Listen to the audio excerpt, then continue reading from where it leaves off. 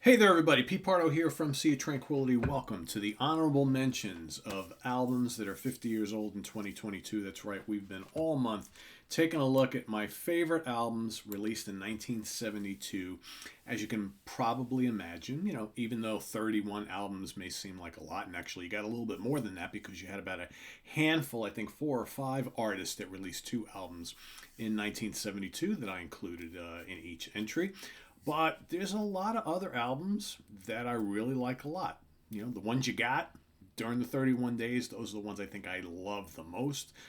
But I do have others that I like quite a bit. So I wanted to run down this very long list of honorable mentions. And again, this is not all inclusive. So if you don't hear, if you didn't hear and see one of your favorites during the regular part of the month and you haven't heard them here in this honorable mentions list, doesn't mean I don't like them, but I can't mention every single album that was released in 1972, right? I'm just kind of listing the ones that I have some sort of a, special history with, right? So let's go. And these are not in any order. They're not alphabetical. They're not anything. There's quite a lot of them. So and again, I don't have props because I didn't want to pull out another 30 CDs. So here we go. We're going to start with the self-titled debut from Styx. Again, they got much better after that, but I think the first album still is pretty cool. Pretty proggy album, right? Still pretty notable. I like the whole Styx catalog, so had to throw that in there. Beggar's Opera, Pathfinder. Great kind of proto-prog band from the very early 70s. Here's another twofer. This was originally in my list and just kind of got bumped out. I think the second week I was like, I had wanted to put something else in that I kind of forgot about, and but I did want to mention Weather Report. I Sing the Body Electric, which is a studio and live album, and then basically the live album that kind of went with that, Live in Tokyo, which is absolutely killer. I feel really bad about not putting either of those in my top 31, but it happens. Another two for the first 2 albums from the Raspberries and Fresh. Great power pop band, one of the legendary power pop bands from the 70s. How about the self-titled debut from Flash? Peter Banks from Yes, right? Great album, great prog album. Another one too that I felt kind of really bad about leaving in my top out of my top 31, and it's very notable, and I really like this period in this time of the band's history. Fleetwood Mac, Bare Trees. The Bob Welch era is really great in my opinion. So yeah, it's got to be on this list. Rory Gallagher, Live in Europe. Really cool live album from legendary Irish guitar player. Another live album, Blood Rock Live, killer. I really love Blood Rock a lot. Great album. Pink Floyd, Obscured by Clouds, just because, right? Here's one that a lot of people were pretty upset about that I did not include in my main list, and I gotta be honest, I love this band and this guy.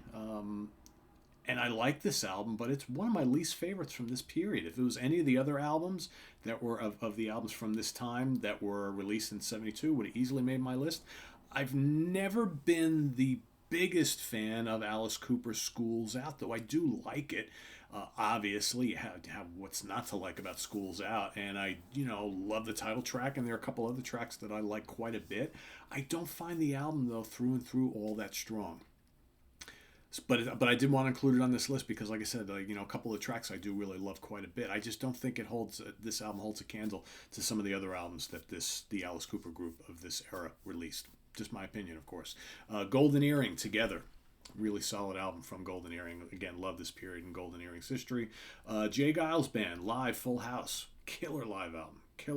Great live band. Here's another one that I really wanted to be able to squeeze into my top 31. Miles Davis, On the Corner. Probably the pinnacle of his kind of like funk fusion avant-garde period, right, where he was just doing this weird ass kind of funky noisy music, but it's just gloriously amazing. Joe Walsh, Barnstorm. Very cool album. Love a lot of the Joe Walsh catalog. Edgar Winter Group, They Only Come Out at Night. I toyed with putting this in my main list, but the truth is it's got like a couple of slam dunk classics on there, and the rest of it's good. I just don't think this album is as strong as some of the ones that I picked ultimately from my list, right? Wes Bruce and Lang, Why Don't You? Great album. Really good album. I love the pairing of these 3 guys, right? Great power trio. REO Speedwagon, REO 2. I love the early REO stuff. Just really good Midwestern U.S. hard rock. Dig it. Another twofer for you. Actually, no, just a one. Sorry. Banco del Mutuo Soccorso. Self-titled debut from this great Italian symphonic prog band. Herbie Hancock, Crossings. Killer. Warhorse, Red Sea. Nick Simper's great Deep Purple offshoot band. Their second album. Really good if you love classic Mark II era Deep Purple. Awesome stuff. Focus 3. Focus, people, focus. Yep. Focus 3. Really, really strong album from them. The Groundhogs. Hogwash. I really like the early Groundhog stuff. Really, really good British blues rock stuff with killer guitar work. Renaissance. Prologue. Prologue is very, very solid. In my opinion, not quite as good as the albums that would come after it, but still worthy of inclusion here for sure. Khan, Space Shanty. Great proggy, psychedelic, early 70s album featuring none other than Mr. Steve Hillage on guitar. Little Feat, Sailing Shoes. Gotta have some Little Feat on here, right? I think Sailing Shoes is a lot of fun. Again, some of the albums that came after it I think are a little near and dear to me, but I did want to include that here. Blackwater Park, Dirtbox, killer proto-metal early 70s gem. If you've never heard Blackwater Park, and yes, the Opeth album and song of the same name, Michael Lagerfeld named after this band. He's a big fan. Very underground, heavy rock band. Blackwater Park, Dirtbox. Great album. Bodkin, self-titled. Killer organ, Hammond organ, and guitar-led heavy rock album from a great one-and-done band. I've talked about Bodkin here on the channel before. Definitely seek that out if you haven't heard that. A band that normally would have made my top list, and I do like this album. I'm not like, it's not one of my favorites from them, but I do think it's a really, really solid record. Grand Funk Railroad's Phoenix. Okay, kind of that album saw the shift to, Craig Frost joining the band, keyboards full-time in the band, right? So not as raw and raucous and heavy as some of the albums that came before it. More refined, a little more sophisticated. Still Grand Funk Railroad. I like it, but didn't quite make my cut for the top. Neil Young, Harvest. Just did a whole Neil Young show recently. Harvest is a great country rock folk album. Some legendary songs on it. Wanted to make sure I mentioned that. More jazz, fusion, The Crusaders. Crusaders 1, first album. All killer. I'm planning on doing a top 10 albums of the Crusaders in the not too distant future. It's been on my kind of in the works plan for quite a bit. Do want to give them some love. Savoy Brown, Hellbound Train.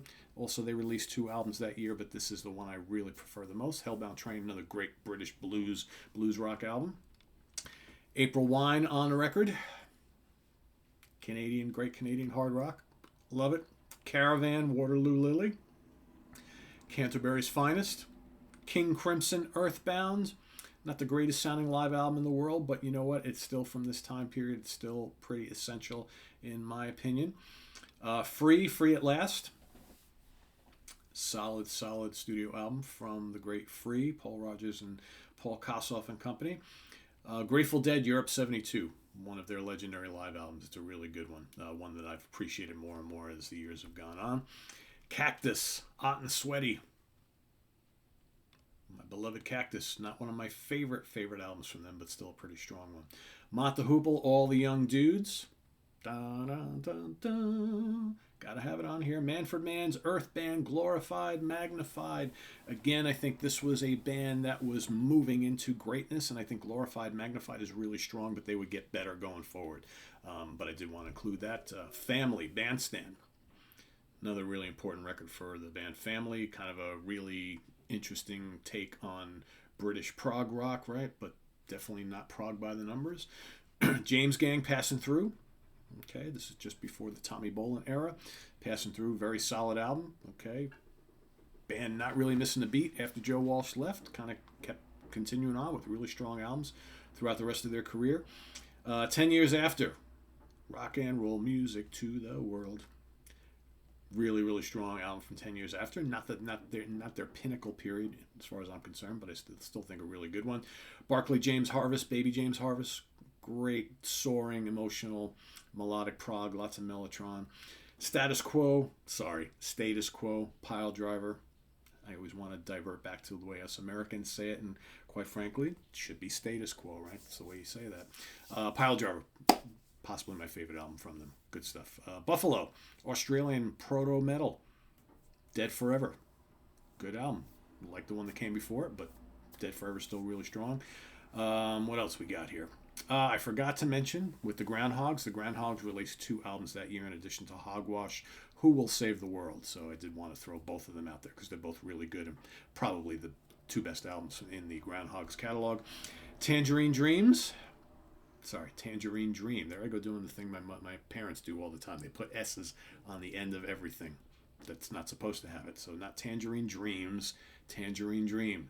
Zayat. Killer album. Creepy album.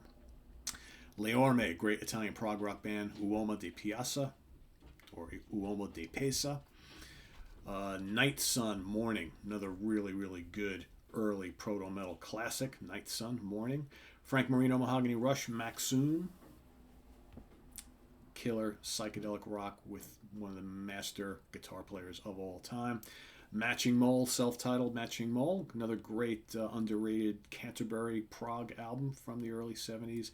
And last but not least, another great, I believe they were British prog band with some folk influences and some blues rock influences. Gnidralog, Lady Lake, which has an amazing album cover if you've never seen it. Very, very cool. And band that's very notable for their bass player, who of course went on to play with Pat Travers for many, many years, Mr. Mars Cowling. So, yeah, there you have it, guys. Lots of honorable mentions. 1972, pretty magical year. But, tomorrow we start fresh once again. So starting tomorrow, February 1st, and each and every day through 28 days of February, I'm going to give you my 28 favorite albums from 1982. We're going to do a 40th anniversary, looking back 40 years to the magical year of 1982. So that's coming up starting tomorrow, each and every day. So get your lists ready and be prepared to play along just like we did all January. So stay tuned for that. Visit us on the web at www.seatranquility.org. We're on Facebook. We're on Twitter, of course. We're here on YouTube all the damn time. Thanks for watching each and every day during this month. This has been a lot of fun. I really enjoy doing these shows because it allows me to go back and revisit and rethink about, years in music and kind of pick out my favorites. Not an easy assignment, but it's all in fun, right? So thanks for watching. I am Pete Pardo. We'll see you real soon, guys. Take care. Bye-bye.